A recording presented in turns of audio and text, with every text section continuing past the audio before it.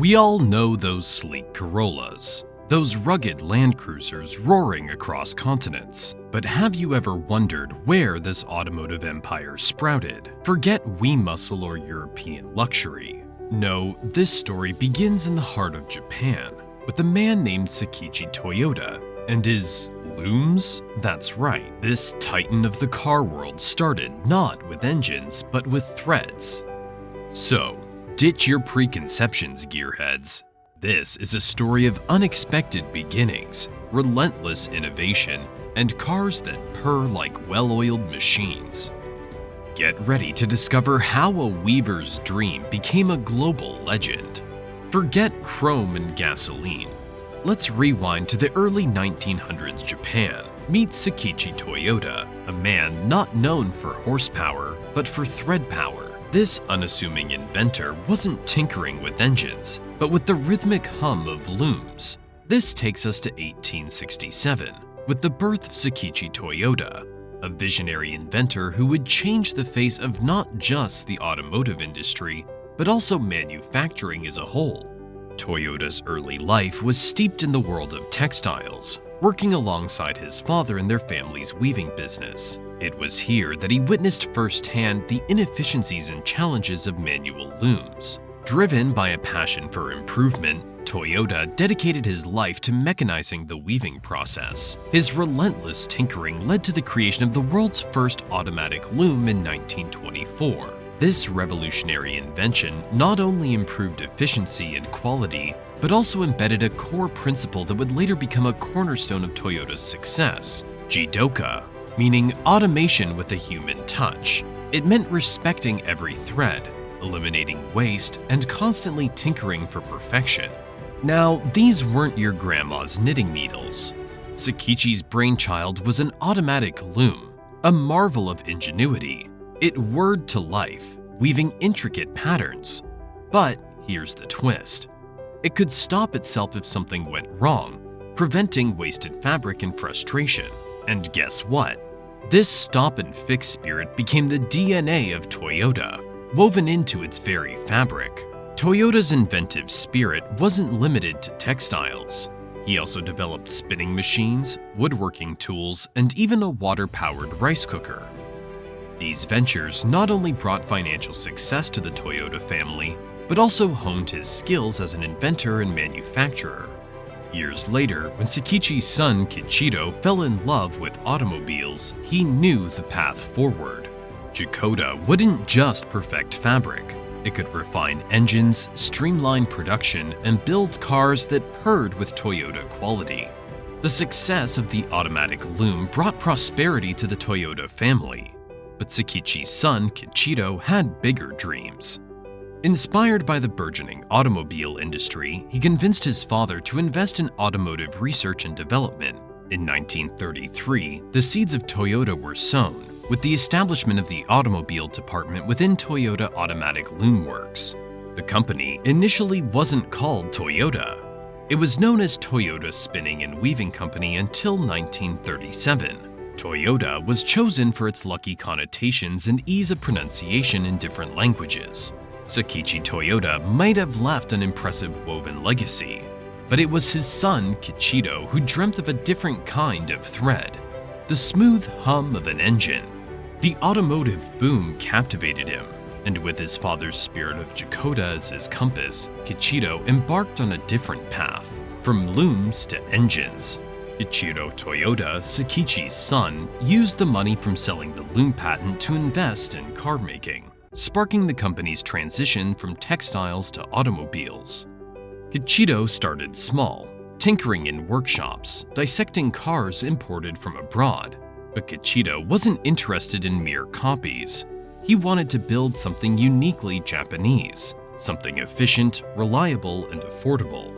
He envisioned a future where every Japanese family could own a car, a revolutionary notion in a country still recovering from post-war devastation.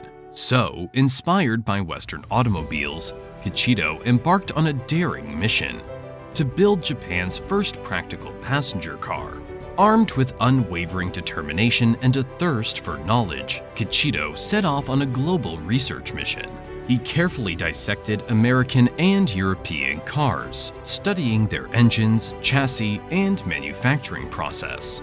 He absorbed everything he could, gleaning insights from giants like Ford and Chrysler. Back in Japan, Kichito assembled a team of talented engineers and mechanics, all united by his audacious dream. Working under makeshift conditions, they faced countless challenges: limited resources, a nascent automotive industry, and a skeptical market. And so, the first threads of Toyota's automotive tapestry were woven. The Model AA car, a sturdy little runabout, emerged in 1936, followed by the G1 truck, a workhorse ready to conquer any terrain. These weren't flashy beasts. They were built with the same meticulous attention to detail as Sakichi's looms. It was a modest truck, but it marked a significant milestone in the company's history. But Sakichi wasn't satisfied. He believed in constant improvement, in evolving the loom into an assembly line.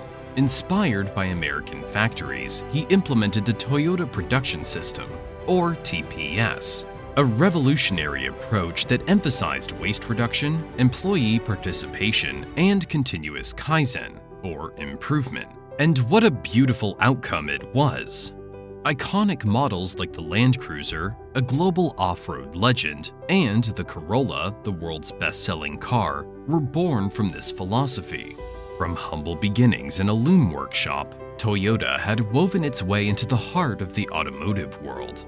Like many businesses, Toyota's early years were marred by the outbreak of World War II. The company was forced to shift its focus to wartime production, building trucks and equipment for the Japanese military. Despite the challenges, this period proved to be a valuable learning experience, honing Toyota's manufacturing skills and fostering a culture of resourcefulness. The shadow of World War II stretched long across Toyota's young existence. As Japan's militaristic aspirations escalated, the company found itself swept into the tide of war.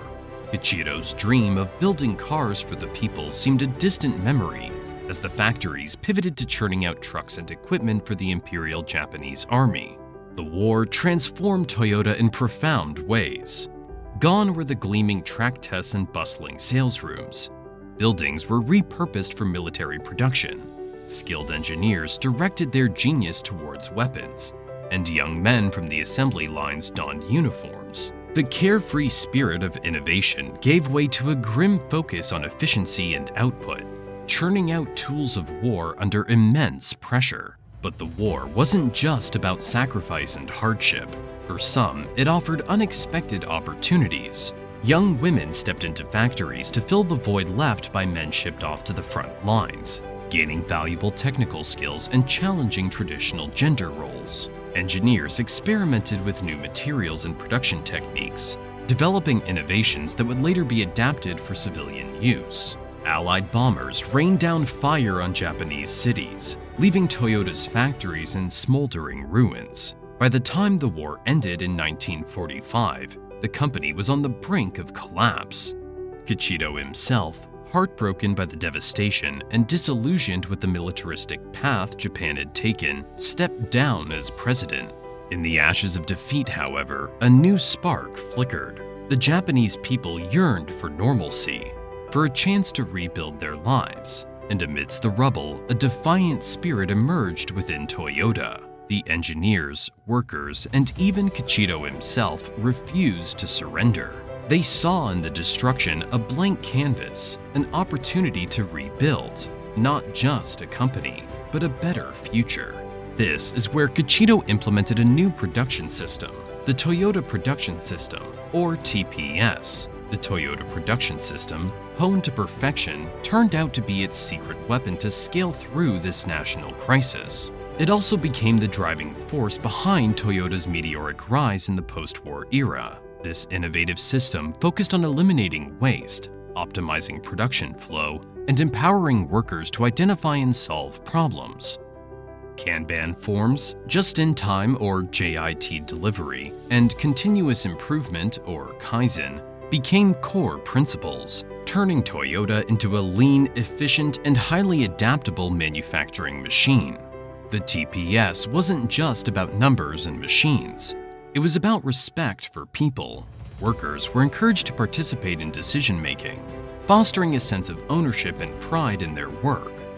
This human-centered approach became a key differentiator for Toyota, setting it apart from its competitors. Waste was slashed, efficiency soared, and the assembly lines hummed with a new symphony of productivity. Iconic models like the Land Cruiser with its unstoppable spirit and the Corolla with its unmatched affordability became ambassadors for Toyota's relentless quality. Crossing the Pacific wasn't easy. American roads were unforgiving, and consumers' tastes were different. But Toyota persevered, adapting its models, listening to customers, and applying the TPS to foreign soil. Slowly but surely, Toyota carved its name onto American driveways. Marketing genius took the wheel. The Corolla became a household name, a symbol of dependable transportation for families across the nation. But the conquest wasn't confined to America. Europe, Asia, Africa. Toyota, fueled by its global ambition, wove its magic across continents. In each market, it adapted, listened, and improved, becoming a cultural chameleon while remaining true to its core values. The 1980s saw a booming luxury car market, and whispers within Toyota's halls began to grow louder. Could they, with their expertise in efficiency and quality, create a brand that rivaled the established giants of Mercedes and BMW? This was a calculated gamble, a daring deviation from their well-trodden path. Thus, in 1989, Toyota unveiled its luxury brand Lexus, aiming to redefine elegance and sophistication in the automotive sphere. Whisper-quiet, non-roaring engines became its calling card. The road wasn't smooth. Initially, the established giants dismissed Lexus as a mere imitator. But Lexus, in true Toyota fashion, embraced these challenges. They refined their offerings, pushed technological boundaries, and cultivated a loyal following among those who sought a different kind of luxury, one that whispered, not shouted. With its roots firmly planted in tradition and innovation, Toyota has always looked beyond the horizon. While the engines of its past roared through history, a different kind of fuel ignites its vision for the future, sustainability, and the promise of a cleaner, smarter tomorrow. Remember the Prius, the world's first mass-produced hybrid car? It wasn't just a quirky fuel sipper. It was a bold statement during its release in 1997. Toyota was betting on the future of green mobility, and its gamble paid off.